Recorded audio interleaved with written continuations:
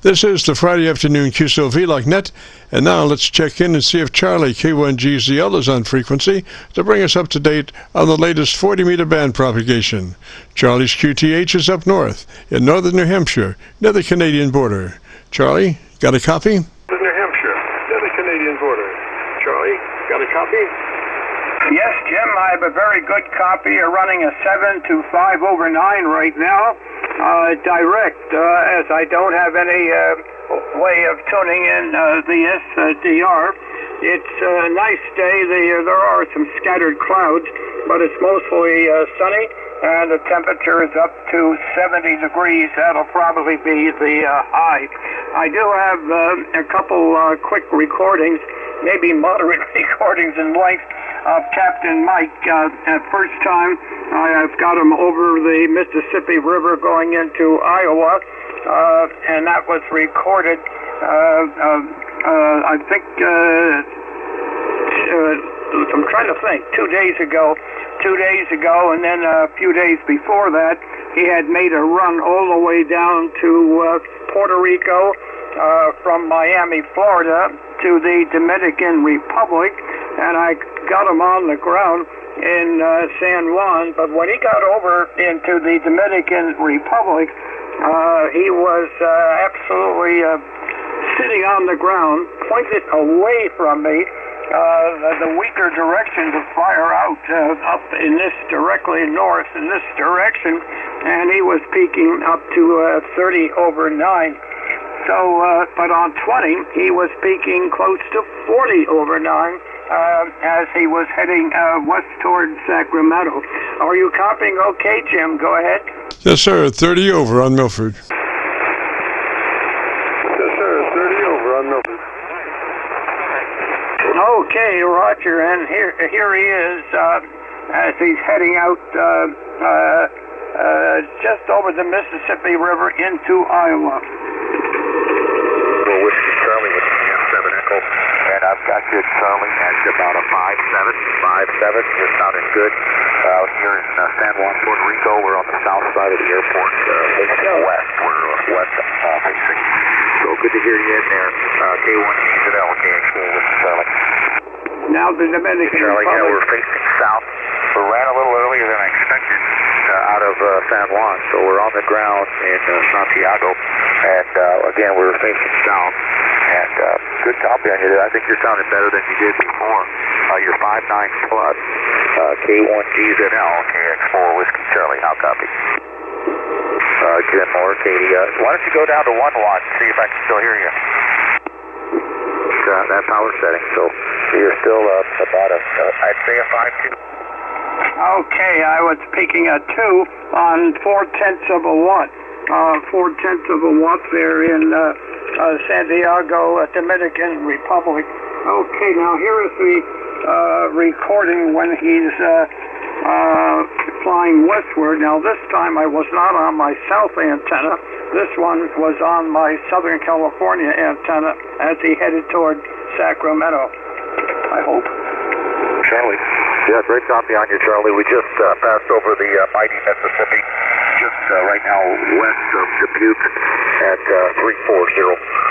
We're showing 1,400 miles to Sacramento, doing about 450 knots. So it's been a nice trip so far. Just taking it easy, and been smooth up to now. There's some clouds up ahead. Looks like making static on the radio here. I did work WB7UZO. Ran out in Washington on 17 meters, and he was coming in pretty good out there from Washington, and that's been it. It's been pretty quiet. I pulled out a call for WA30 earlier as we went north of Pittsburgh, but he wasn't on, and Katie's at karate today, so she definitely is not going to be on this evening. Okay, there you are. Can you imagine what Captain Mike does with just an 8-foot antenna connected to the tail of the plane? KC9VKV, K1GZL. I hope that was readable. Oh, absolutely perfect, Charlie. Just perfect. I have, they say the best laid plans of mice nor men. Well, I had this little flicker on some of my lighting due to, I thought what it was, the power amp. And it has a dimmer on it. So what I did was I just turned the dimmer all the way up, and then I patted down the lighting manually, shall we say, with diffusing stuff. Well, I never gave it a further chance to look at it, and so now I have this psychedelic lighting on the right side of my my set. It's kind of neat, but not what I was intending. Anyway, and I'm not sure. It could be part of running the 7300 versus my regular transceiver. I'm not sure. 7300 versus my regular transceiver. I'm not sure. Oh, yeah. I'll tell you one thing. I had this 7300. I think it's 3 or 4 years.